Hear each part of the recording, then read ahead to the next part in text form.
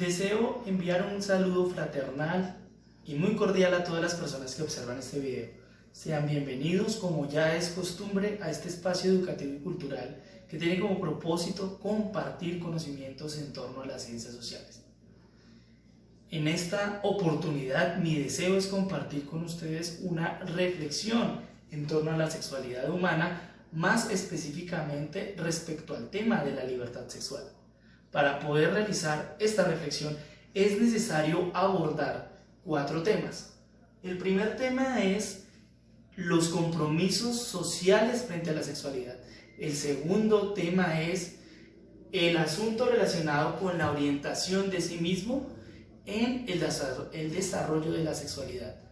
Tercer y cuarto tema son 2 aspectos especiales que necesitamos tener en cuenta si deseamos garantizar los derechos sexuales y reproductivos. Por un lado, tenemos un compromiso con la niñez y la adolescencia, y además tenemos un compromiso con la divulgación de mecanismos de protección frente a aspectos relacionados con la amenaza a la integridad en la sexualidad. A esto he decidido nombrar yo la protección de sí mismo. Primer asunto. La sociedad tiene una serie de compromisos frente a la sexualidad. Si nosotros entendemos que habitamos en sociedades democráticas, respetuosas de los derechos humanos, debemos entender que nuestro pensamiento y nuestras actitudes y nuestros comportamientos están orientados por la Declaración Universal de los Derechos Humanos, por la Constitución Política de Colombia, por el Código de Infancia y Adolescencia, por el derecho civil, por el derecho penal, además de eso, por obras literarias de las ciencias sociales que buscan el progreso humano. A partir de toda esta estructura legal, cultural y política además, se configura una serie de derechos que deben ser respetados si deseamos preciarnos de ser una sociedad democrática. Esos derechos son los derechos sexuales. ¿Y cuáles son estos compromisos sociales frente a la sexualidad? Compromisos relacionados básicamente con el respeto a la diversidad y con el respeto a las personas. ¿Qué derechos una persona tiene la oportunidad de exigir a la sociedad? El derecho a la intimidad, el derecho al libre desarrollo de la personalidad y el derecho a la no discriminación. Derecho a la intimidad. Entender que las personas pueden tomar sus propias decisiones en términos de su sexualidad y en ese sentido no deben ser molestados ni interferidos por terceras personas en el desarrollo de su sexualidad. La intimidad es el espacio privado en donde la persona puede experimentar aquello que desee experimentar sin el temor a ser espiado, a ser monitoreado o a ser juzgado por cualquier otra persona. ¿Por qué este derecho toma una especial relevancia? Porque nos encontramos en la sociedad colombiana con experiencias y situaciones en las cuales hay personas que se sienten con autoridad y derecho para hablar de la sexualidad de otras personas. Y eso no puede ser permitido. Es un compromiso de todo ciudadano, el respeto por el espacio personal de la otra persona. En ese sentido, el derecho a la intimidad se constituye como un derecho fundamental en el marco de la libertad sexual. Segundo derecho que debemos respetar, el derecho al libre desarrollo de la personalidad. Libre desarrollo de la personalidad en donde una persona puede elegir la orientación y la preferencia sexual que desee. Heterosexualidad, homosexualidad, bisexualidad o incluso asexualidad son opciones válidas para que cualquier persona oriente sus experiencias y oriente su personalidad. Constitucionalmente se declara el derecho al libre desarrollo de la personalidad. Y si nuestro compromiso es un compromiso de construcción de una sociedad democrática, una sociedad moderna y una sociedad respetuosa de los derechos humanos, aquellas elecciones que tome cualquier persona deben ser respetadas con celo para no interferir contra el progreso de la sociedad. Derecho a la no discriminación. Si nosotros respetamos la intimidad, el libre desarrollo de la personalidad, por derivación tenemos que evitar todo tipo de discriminación, porque la discriminación como un fenómeno de castigo a una elección sexual diversa es una negación de los dos anteriores derechos.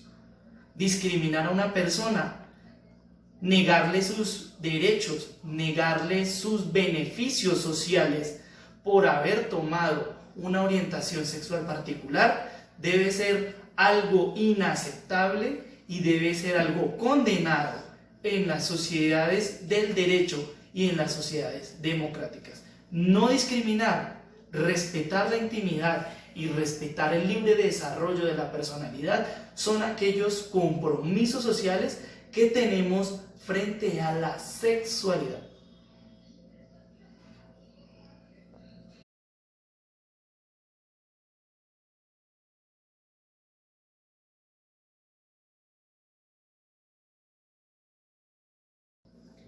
Ya hemos tenido la oportunidad de entender que la sociedad garantiza un primer espacio de libertad para la sexualidad, pero después es necesario inclinar la exploración hacia nosotros mismos. Si podemos conducirnos a nosotros mismos, tenemos la oportunidad de tener una sexualidad sana, segura, satisfactoria y realizadora. De lo contrario, tenemos una gran cantidad de riesgos y una gran cantidad de fracasos en nuestras experiencias sexuales. Necesario entender que la sexualidad debe ser orientada por la madurez, por la autonomía y por la sabiduría. La madurez nos permite tomar decisiones responsables frente a nuestra sexualidad. La madurez además nos permite observar a las personas con las que compartimos nuestra sexualidad como seres humanos importantes y como seres humanos merecedores de nuestro respeto.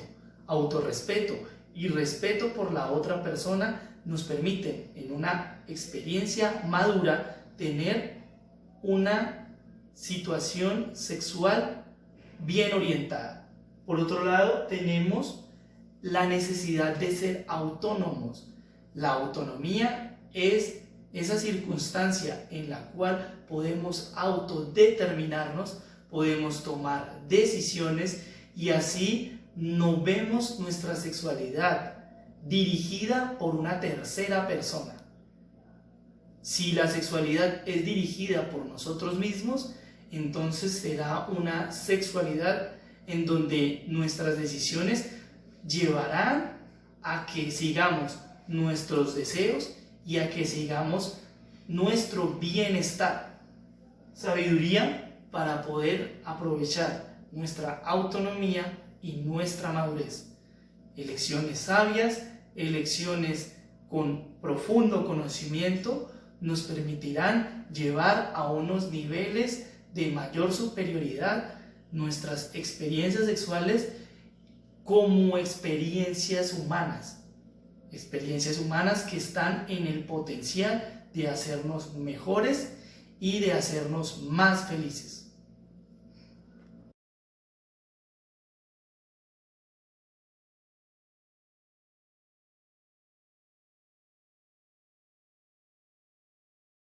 Por último, es necesario abordar dos temas absolutamente capitales, absolutamente centrales, si deseamos garantizar los derechos sexuales y reproductivos.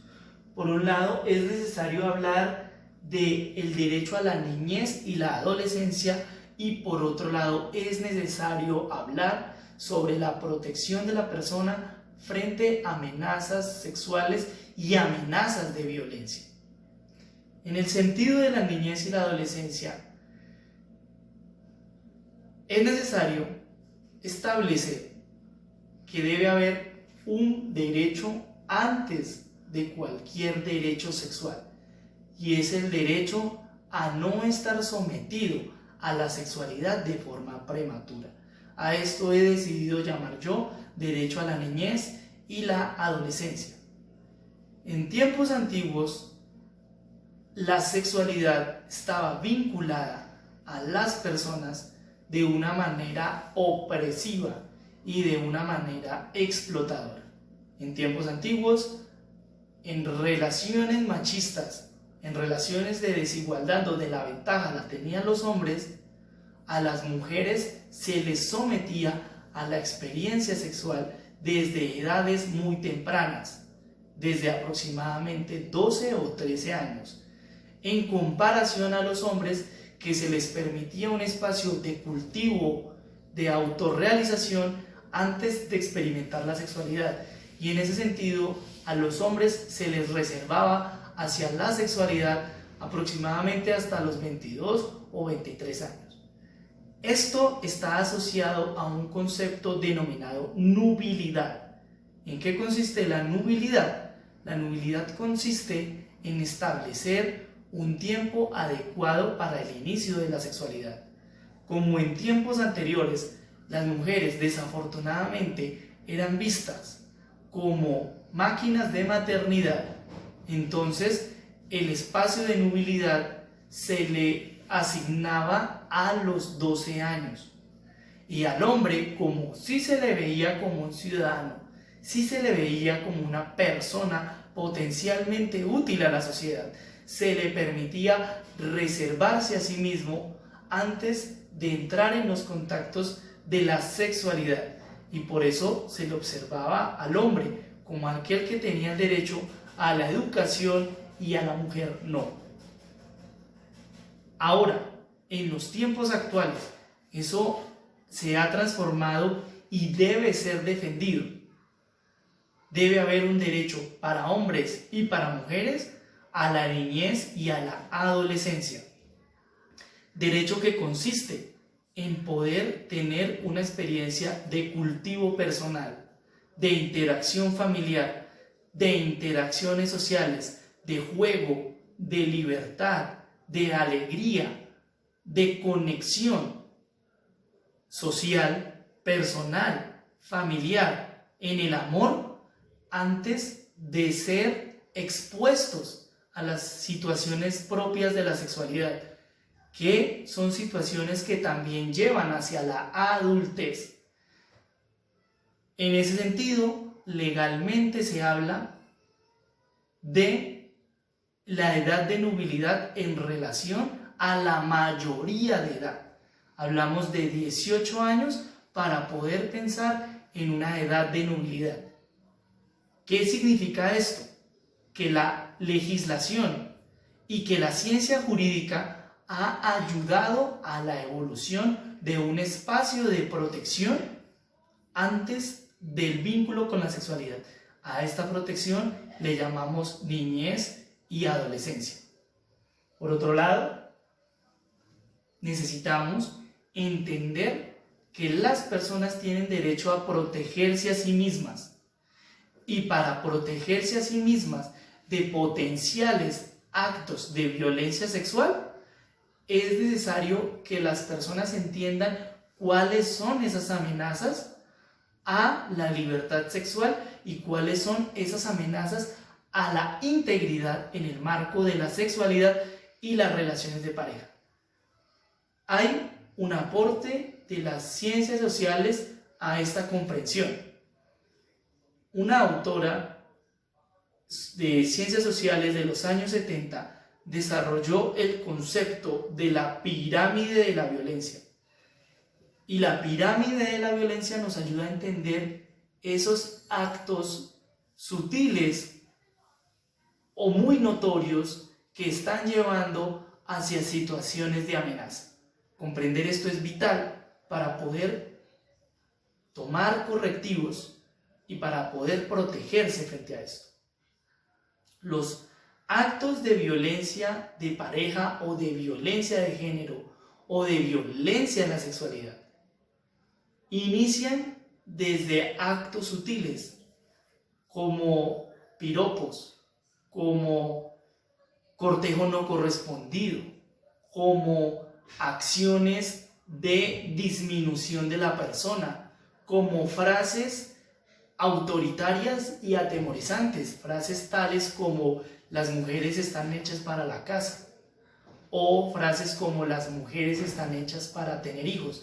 Eso configura la base de esta violencia y esa base es una base estructural en donde la cultura se convierte en una amenaza para la integridad de las personas. Luego, esta pirámide va ascendiendo hacia actos más directos y más peligrosos aún. Ya encontramos entonces situaciones en las que en la pareja hay una limitación de la comunicación con los familiares o hay una limitación del espacio con los amigos.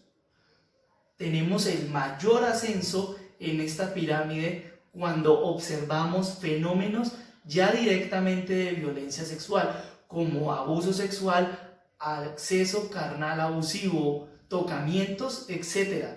Y el acto más grave de violencia sexual consiste en el asesinato. Si entendemos estos actos de violencia, podemos desarrollar estrategias para evitarlos, como por ejemplo, mantener una relación estrecha y permanente con nuestros familiares y amigos, mantener un espacio de independencia y autonomía frente a la otra persona, no permitir de parte de la pareja actos de disminución y de ofensa, y además de eso tener claridad de cuáles son las autoridades a las que podemos acudir en caso de que estemos viendo vulnerada nuestra integridad física o psicológica en torno a la sexualidad. Habiendo abordado entonces estos 4 temas, espero que existan herramientas suficientes para poder pensar en nuestra libertad sexual y por lo tanto ejercerla. Muchísimas gracias.